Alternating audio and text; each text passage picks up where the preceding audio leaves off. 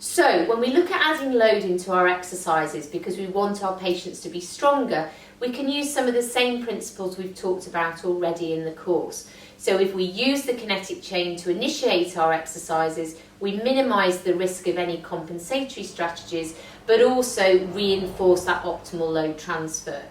The reality is, early in rehab, I like to use integration of the kinetic chain to really cement that pattern correction and ensure I get good local activation of the cuff. However, if it's relevant to their function, then of course I'll progress to isolated rotator cuff strengthening.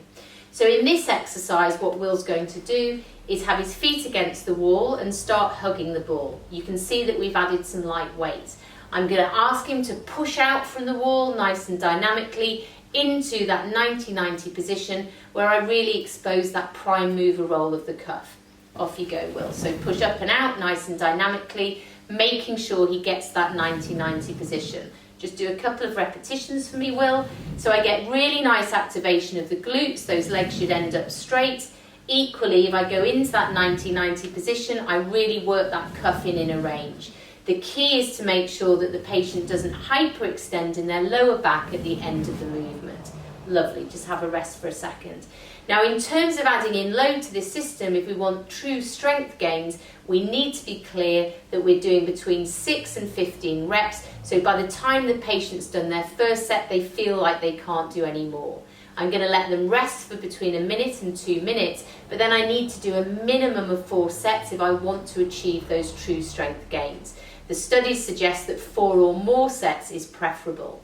And again, of course, I'm going to add more load. I need to be clear about the patient's functional goals and load them in a way that is functionally relevant, but progress them carefully so I don't run the risk of actually setting off a reactive tendinopathy. So a really nice simple exercise. Now, if you read the American literature, they talk about the I's, Y's and T's and W's. The reality is they're just different positions that target specific bits of the muscle system. So Will can do that 90-90 for us again. Off we go, which really targets the rotator cuff, the posterior part and the scapular muscles. I could ask him to do it with straight arms, leading with his thumb, which will give me more specific activation in his deltoid, particularly posterior deltoid. But I can also ask him to do a Y, where he actually goes into that elevation position through range, where again I'll get in that cuff co-activation because I'm in the scapular plane. Once more for me, Will, but also a great contribution and relative increase in those scapular muscles. So you can see we can do a very simple workout that targets a lot of the different shoulder muscles because at this stage it's about strengthening the whole system.